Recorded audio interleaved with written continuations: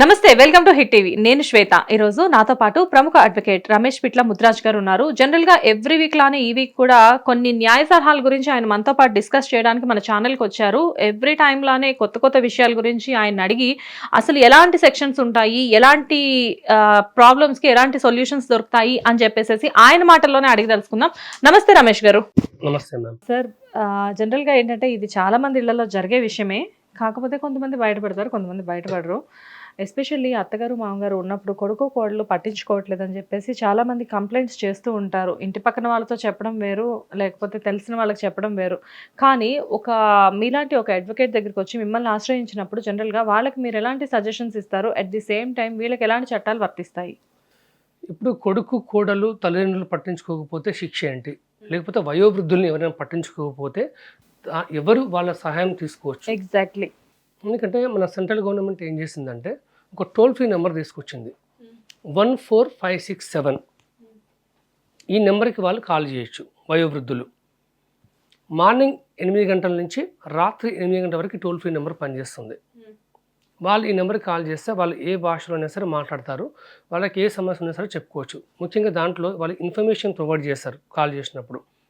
అంటే వాళ్ళకి ఎటువంటి పెన్షన్కి సంబంధించిన విషయాలు కానీ అటువంటి ఇన్ఫర్మేషన్ ఇస్తారు. రెండోది గైడ్లైన్స్ ఇస్తారు.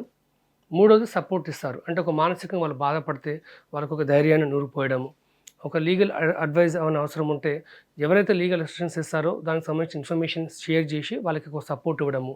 తర్వాత ఇంటర్వెన్షన్ ఏంటంటే కొడుకు కోడలు పట్టించుకోరు, అప్పుడు కుటుంబ సభ్యులతో వాళ్ళు మాట్లాడి ఒక అధికారిని నియమించడం కానీ తెలిసిన ఇన్ఫర్మేషన్ షేర్ చేసి వాళ్ళ ద్వారా ఒక మీడియేషన్ ద్వారా అమ్మా నాన్నతోని ఎలా ఉండాలి, వాళ్ళని ఎలా పట్టించుకోవాలి, ఈ విధంగా ఈ తల్లిదండ్రులు పట్టించుకోకపోతే వాళ్ళకి ఒక కౌన్సిలింగ్ తీసుకోవడము, వాళ్ళని పట్టించుకోమని చెప్పడం అనేది చేయడం జరుగుతుంది.